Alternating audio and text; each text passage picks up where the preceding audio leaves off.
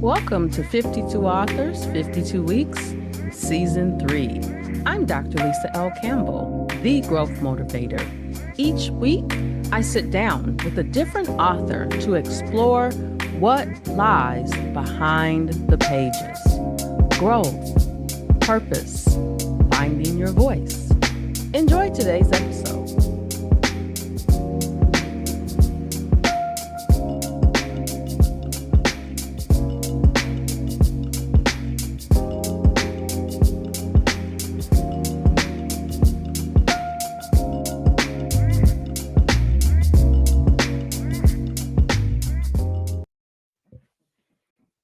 Hello, everyone. Welcome back to another amazing episode of 52 Authors, 52 Weeks.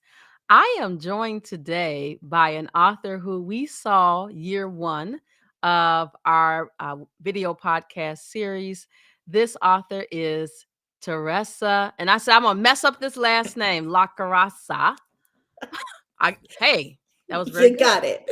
Who was actually featured for a previous book, which was called Holistic Mental Health, Volume 1. And today she's back with her chapter from Volume 2. Welcome back. Thank you. I am so excited to be here again with you. We're going to have a lot of fun. Yes. And you know what? I have to tell you, I didn't tell you this beforehand, but after I read through the first book, I came up with an anthology book myself, which came out November of 2025. It's titled Thankful for It All, Embracing Growth Through Life's Lessons. It came out on Thanksgiving Day. And that vision came to me after I met you. That's beautiful. Congratulations. I'm going to have to go get a copy. So now I'm like, let's do volume 2 in 2026 because I'm all in now.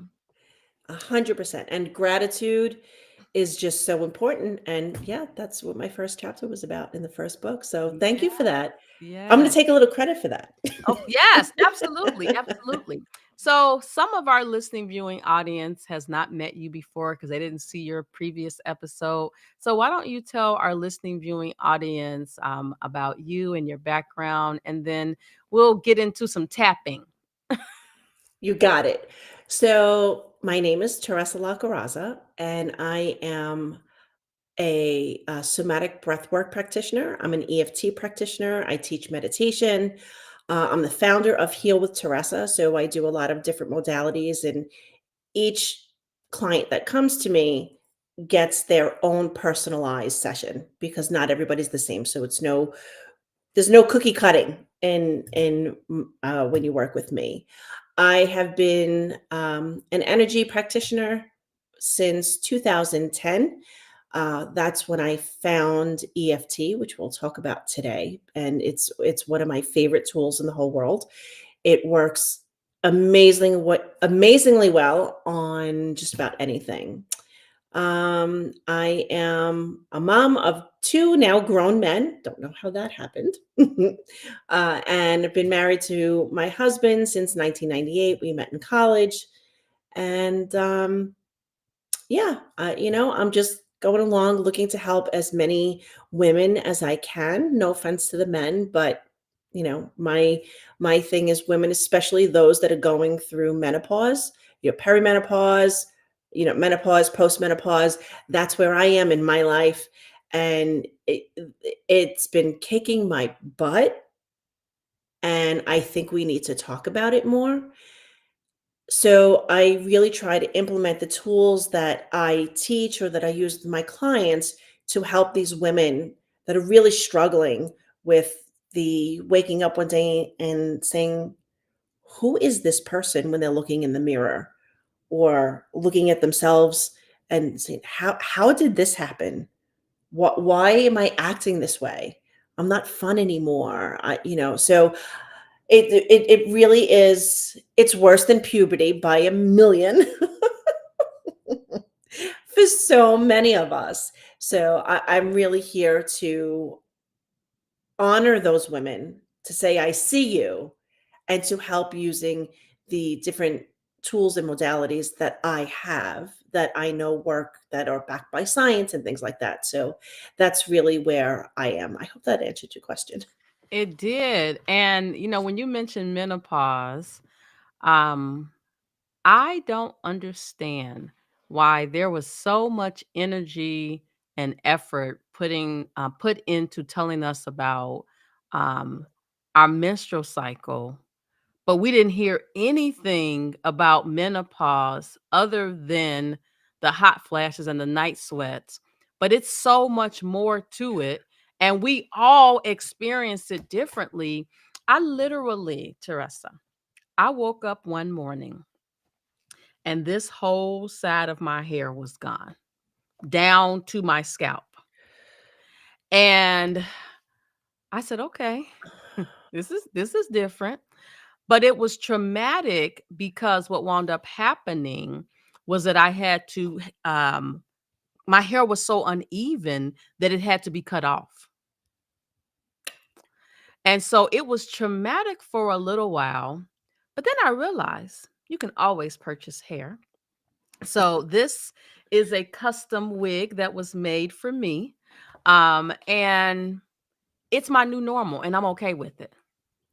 It's getting to that point, but losing your hair, and I've been really upset about that. I always had like a lot of hair. And now even my hairdresser noticed. She's like, "Wow, your hair is really thinning." And like in the front, I could see my scalp all the way back to here. And it's just so it's deflating. Mhm. It's like, why is as it is, you go through the menopause and you gain a little bit of weight or a lot of weight, depending on where you are. For me, it was a lot, that's what happens. But then these other things happen, right? You know, your skin sags a little more. All of a sudden, like I don't even want to put my hair in a ponytail anymore because my ponytail is so thin and I just feel like it's all breaking off. And the craziest thing happens. So this part of my hair, this is my natural color. This is the only part of my hair that grows. All this doesn't grow. Mm. Mm. Well, it's So okay. You can actually get some clip-ins and make it look fuller. Listen, I realized, I'm gonna tell you, when I went to that first dermatologist visit and we talked about a treatment plan and all of that, I was sad for a little while. But then I realized every great thing that I experienced in life required me to scale all the way down to go up. that's And there was a beautiful. story in that journey, because I had to literally I'm in the mirror, like, every day looking at, the different parts of my hair growing, and I realized that growth is a process, and it just reiterated that for me. So it happened to me, right, for a reason, and I'm gonna take it and run with it. That is beautiful. That is beautiful. It's people don't realize we live in a world of dichotomies. And I talk about this often in my classes. You can't really understand to love if you don't, I hate to use the word hate, but dislike, right? You can't experience happiness if you've never experienced sadness, right? That's So so we true. need those things to help. Sometimes they build a little bit of character in there too, but it helps us to really appreciate, the good things when we have it, and it teaches us to really be grateful again for the bad things that happen. It's you don't lose, you learn, right? And if you change the way you look at something, Wayne Dyer always used to say, if you change the way you look at things, the things you look at change. Absolutely. And that's so important. So instead of, looking at hair loss as, "Oh my god, this is the worst thing in the world," and not to say that you shouldn't feel that at some point, but staying in that lower, feeling sorry for yourself energy for too long is definitely not healthy. It's knowing that, "Okay, how can I change this into something positive?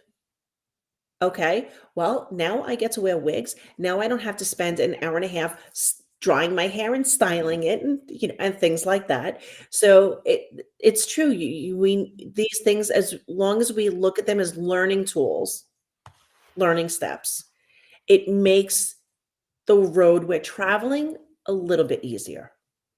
Absolutely. And you know what's so funny? I was just sitting here thinking that the 52-year-old version of myself has all of these tools, and I was able to navigate the journey without feeling like I'm losing my mind. But there are many women who don't have those tools. And Right. unfortunately, when they go to see the medical provider about the medical condition, they don't really have time to address all the things that you provide um, with Heal with Teresa. They don't have time for that, right? And so, number one, it's my desire for the medical providers to say, okay, we're gonna try these hormones. We're gonna see how they work for you or whatever. um, but I think you should also explore XYZ, and they should have resources available. Not that they're going to refer to a particular person, but they can at least say, check out someone in your neighborhood who does X, Y, and Z. Exactly. And I feel like the medical field is so, okay, take this pill or take that pill. And it's hard. And I don't like to take medications. That's my preference, and everybody has their own thing, and I do believe there is room in life for that. I always try to combat everything with something that's natural. My kids and always tease me like, "Oh, you have any hippie juice? I have a sore throat. You have any hippie juice for me?" And I'm like, "Yep, but just a minute. I do have something for that." So, but if it works, sometimes those natural remedies take a little bit longer, or even, I'm learning so much more now about like the liver and how unclogging your liver just is really so important to your mental health, your physical health, all of that. Being a breast cancer survivor as well, I can't take hormones, and there are certain foods that my doctors never told me that I should not eat. So they don't understand that. And just think about for a moment, you know, a time in your life where you had to have an uncomfortable conversation or something that you knew could escalate into an argument. Do you want to go into that all, chest puffed up and ready to fight? Or would you rather go in and be nice and calm and be like, hey, let's take a look at this, right? It just makes things so much better. So think about just being able to control your thoughts, control your mind, get into that rest and relax mode, and not going into a conversation in fight or flight mode or freeze mode, right? It makes the world a difference, but these are things that doctors don't necessarily understand. Or I shouldn't say they don't understand. It's not what they're taught Hmm. in medical school. It's not within their scope of work, right?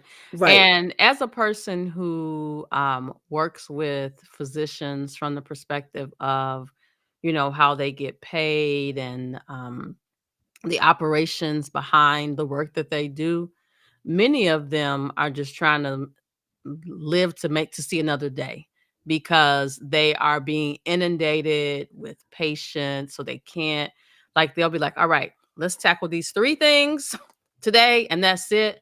But then there are some other things that need to be tackled that they can't do because they got a waiting room full of patients. Right. Right.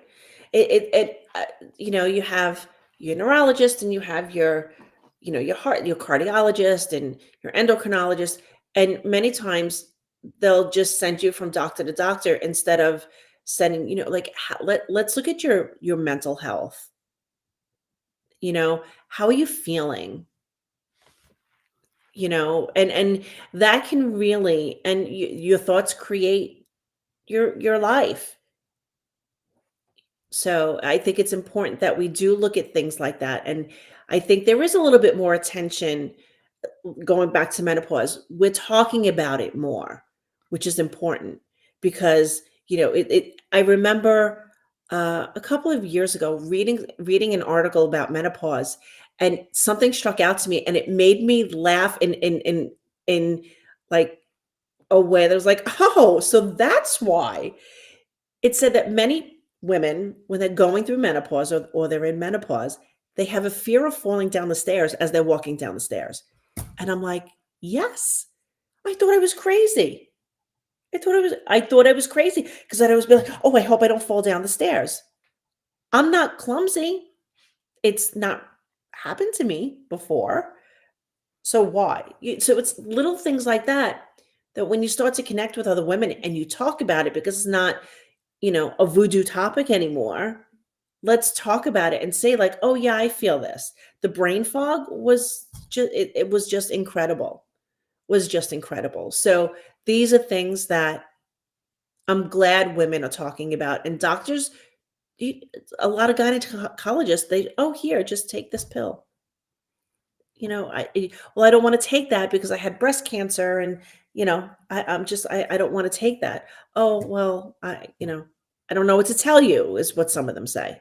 Oh my gosh. My gynecologist is so amazing. I actually switched from um I switched from a man gynecologist to a female gynecologist probably right around the time that I was knee deep in menopause. And so what I really appreciate about her was her first thing wasn't about medications. It was literally understanding what I had been experiencing, what I've been doing because I'm like for example, I said to her, "I'm going to water aerobics 5 days a week."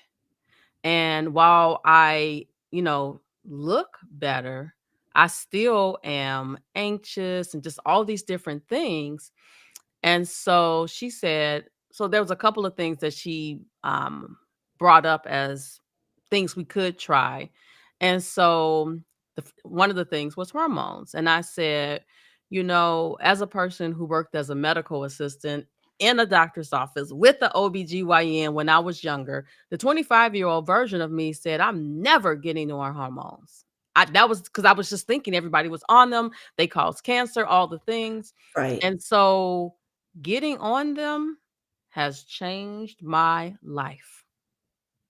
And what she said to me was, we're going to reevaluate because I don't believe you need to stay on them forever. Interesting. And so I tell everybody about her because I don't want to say her name on here because but I don't want nobody to know that I go there, but it was a collaborative experience, right? Medication wasn't the first part of the conversation. It literally was just about, what I had been doing. And of course, you talk about the weight gain and I can't get rid of my stomach and just all the things, but then also exploring other things that um was also happening to my body. So one thing, I'll just use an example, then we'll get into the chapter, is when women experience breast cancer, sometimes they'll experience lymphedema. Mhm.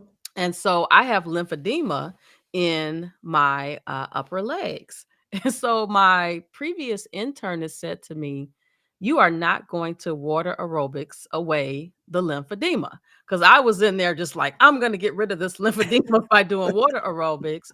And so I started seeing a specialist in lymphatic drainage and lymphatic massages. And one of the things that we always do at the beginning of the session is this type of diaphragmatic breathing.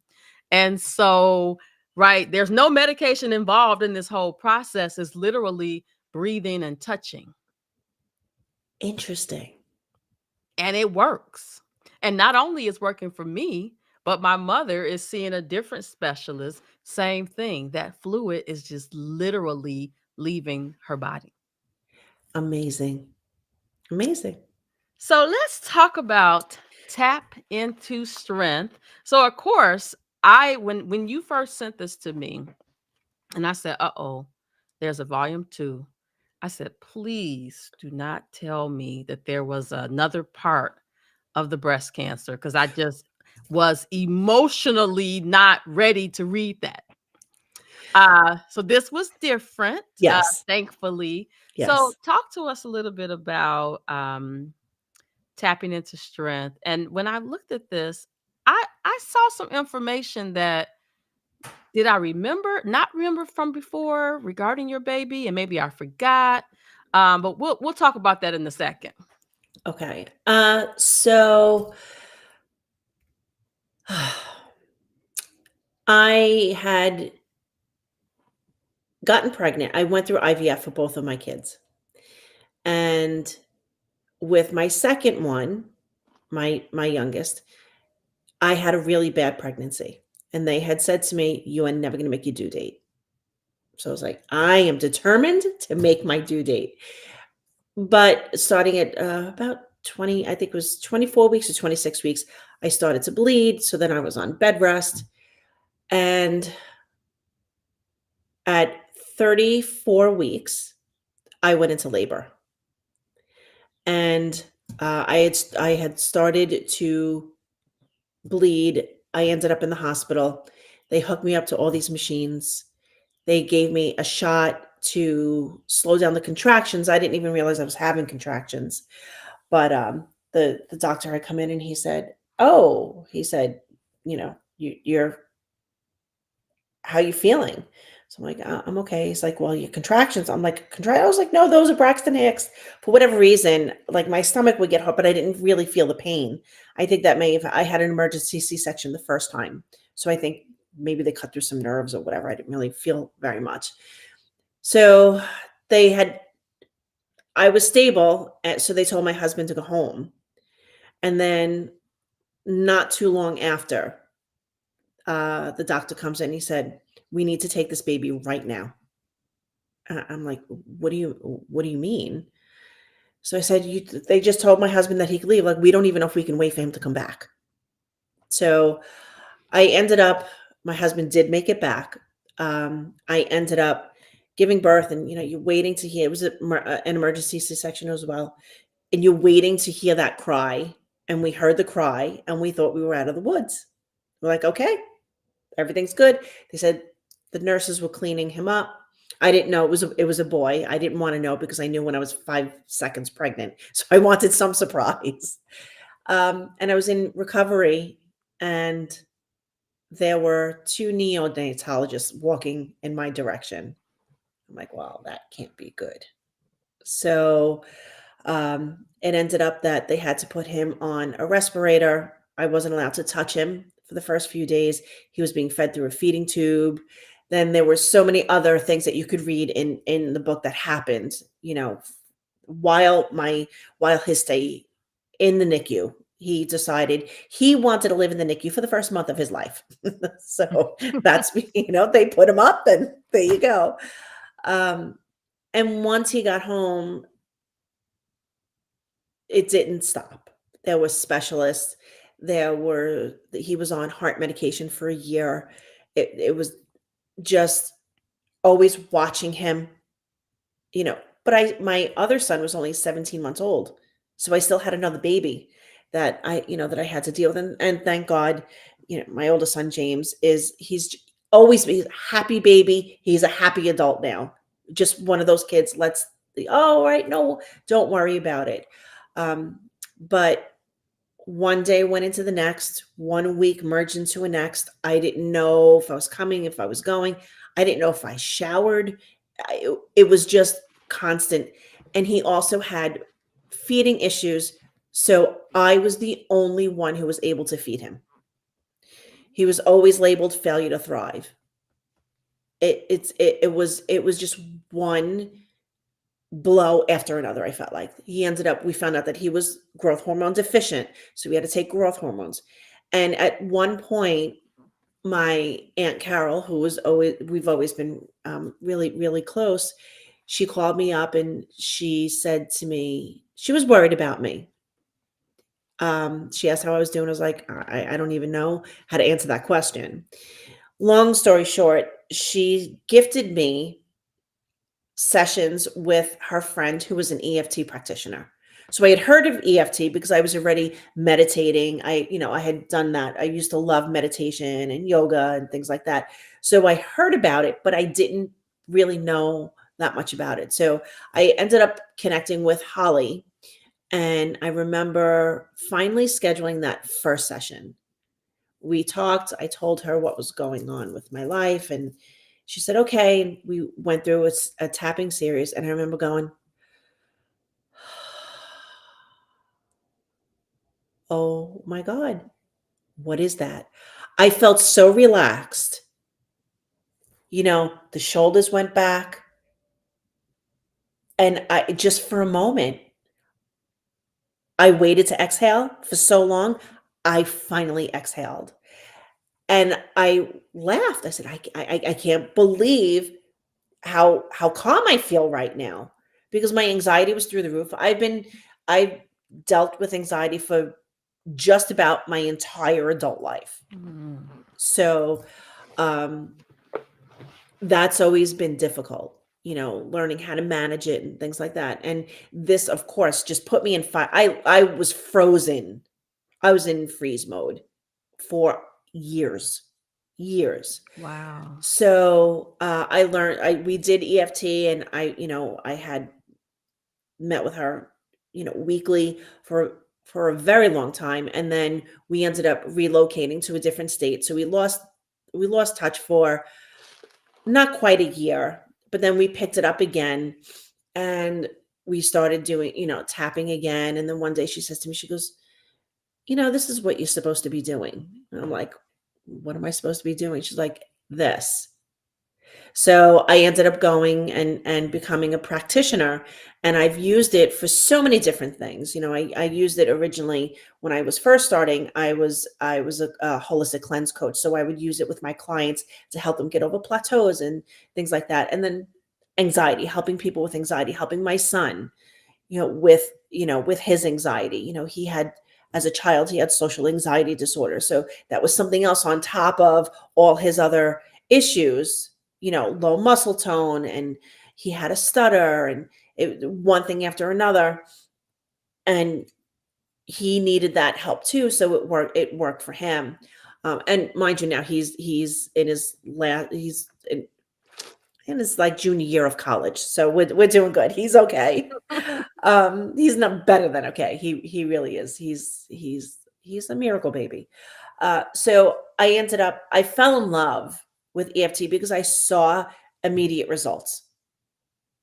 And even now, working with women who are in that menopausal stage and dealing with, so much, because now you're expected to go out and, you know, be a mom, even if your kids are grown, because when you're in menopause, your kids they're not babies anymore, right? But you still have to be there. You're always a mom. My kids are in their 20s. I'm still mom. They still need things, right? If you have a significant other, or if you're married, you have to be, that significant other, that wife, right? You have to do that. If you have a job, you have to perform. If you don't perform, you're going to get fired. And an interesting fact that I learned recently is that so many women that are going through menopause end up getting fired because physically they're tired all the time. They have the brain fog. They can't perform like they did before that nasty beast started knocking on the door. Right. So I thought that was a really interesting fact, that there are a lot of women that end up losing their job in their 50s, their 40s, their 50s, like somewhere in there, because menopause affected them so much that they have a hard time performing.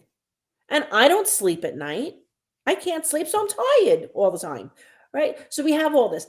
EFT can help you get over those little, feeling tired, exhausted during the day. It's your lunch period or your lunch. I was a teacher for a long time, so it was lunch period. You know what? You go into the bathroom and you do a little bit of tapping to help, you know, give you that little boost. It's like a little caffeine boost. If you're feeling achy, it works on physical pain, it works on emotional pain, and it works on so much. You can tap on anything. You can tap on good things.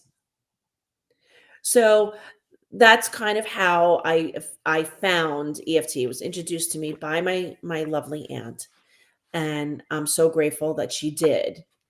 And my first practitioner, Holly, she's my mentor. She was my mentor. She was a beautiful soul, and it found me. And you Listen, needed it, and but I but but and I'm just thinking about, because I know so much about you now after the second interview. You found these resources, or they found you during some of the most hardest moments in your life. But now it's your responsibility to help other women get through this. And since the world is now talking about menopause, I have about 6 books on menopause. There's menopause diaries, you name it, it's out there. But you really need a toolkit to navigate the journey outside of the traditional medication, because yes, maybe you don't need the medications. Maybe you just need to tap into some of these other resources. So, listen, I knew we were going to run right into 30 minutes. So, it's 2 things I want to do before we go, because I know someone is listening to this and is thinking, is EFT, electronic funds transfer? What is she talking about? So I want you to tell our listening and viewing audience what that actually means. And okay. then lastly, I want everyone to know where they can find you for additional support, because there are women out there who need you, women who are going through breast cancer, women who, like you and I, had a baby premature at 34 weeks by emergency C-section. Women who are navigating raising children with special needs. Yes, That's your tribe. They yeah. need you. And I am here to hold them, to see them, and to support them, for sure, for sure. Um, so EFT, I'll give you my rendition of how I explain it. EFT is emotional freedom technique. Many people call it tapping, so that's a term that is, oh, that's what you mean, tapping. I like to explain it like this. Picture whatever your place of peace is, where you find peace in your heart. And in order for you to get to that place, wherever it is, you have to walk through woods, a forest with lots of trees. The trees represent blockages in our energy system. So it'd be easier if we could knock down some trees to make a path and walk straight to where we want to be. So what happens is we knock down a tree, and sometimes that knocks down a subsequent tree. That other tree that falls, those represent the things that are stuck in our nervous system that we may not remember, the traumas that we experience that we may not remember. And we've heard stories where people experience a major trauma and they don't remember it. Mhm. So EFT is great because you could tap on one thing and it'll clear away that other trauma and you don't have to relive it like you do in talk therapy. Oh, let's talk through it. No. So we use EFT to tap on different meridian points on our body. And meridian points are just little energy circuits, because we're all balls of energy encapsulated in this physical thing we call a body. So we tap on these different meridian points to realign our energy so that it flows the way it's supposed to. And it gets rid of those blockages. So we clear everything out. We feel more at peace. We think more clearly. We feel better. And we start the healing process. And it's great because I tell the story often. I had a client who, and I usually give like a little bit of homework of just like reflection before you work with me. And I gave her the homework and she comes in and she says, okay, Teresa, I know this is what I need to work on, that I can't get back to my plant-based diet, which I know works for me. And I'm just having all these blockages around it. So intuitively, I was like, doesn't feel that way, but it's not my session. So we start tapping. And after about maybe 3 or 4 rounds, she bursts into tears. Happens all the time. But she says to me, I don't feel worthy. So I said, had nothing to do with what you're putting in your mouth. That's it right there. That's it, right? That's what we need to heal. Wow. And then, so we were going this way, and then we ended up going this way. And she just felt so more empowered at the end, because she's like, no, why would I feel I'm not worthy? I am worthy. So, Wow. it's sometimes, self-reflection, self-healing could be messy and look ugly sometimes, but the other side is just beautiful. That's where the magic happens. That's where the magic happens. Exactly right. Exactly right. All right. So before we go, please tell our listening, viewing audience where they can find you. Okay. So you can find me on my website. It's www.healempowerandlove.com. Or you can shoot me an email, which is wonderful. You can do that at Teresa, Teresa, so Teresa, no H, at healempowerandlove.com. I love it. Well, listen, we're out of time, but it was great reconnecting with you It certainly was. again. Every time I learn something new, I recognize what similarities we have, and I think that just is a confirmation that everybody has something. You're not alone in what you've been through, but there is help out there, and you just have to be willing to tap into it. Oh, I love it. You can have that. Mm. Be willing to tap into it. Yes, There we go. yes. Um, Thank you so much. I really I love talking to you. We have such yes. wonderful conversations, and I'm really excited that you had me back this year. So thank Thank you you. so much. Well, listen, everyone. I just finished chatting with Teresa. I'm not going to mess your last name up because I forgot that quick. But she's one of the featured authors in Holistic Mental Health. Now, this is volume 2, but there's also a volume 1. And one of the things that I like about this series is that it focuses on calm, clear, and in control for the rest of your life. Yes. That's the There's a message right there. Yes, there's a story. There's 25 authors in each story, in each book. 25 different stories of different holistic healing. Just have a box of tissues with you when you read the stories, because they're really heartwarming and beautiful. So there's a story in there for everyone. There's just, it Absolutely. may not be my story. That's okay. But just taking care of your mental health and listening to what these other people went through and how they healed, they're at the soul level, which is so important. I love it. I love it. Well, listen, everyone, this has been another amazing episode of 52 Authors, 52 Weeks. I'll see you next week. You've just experienced another conversation from 52 Authors, 52 Weeks, Season 3.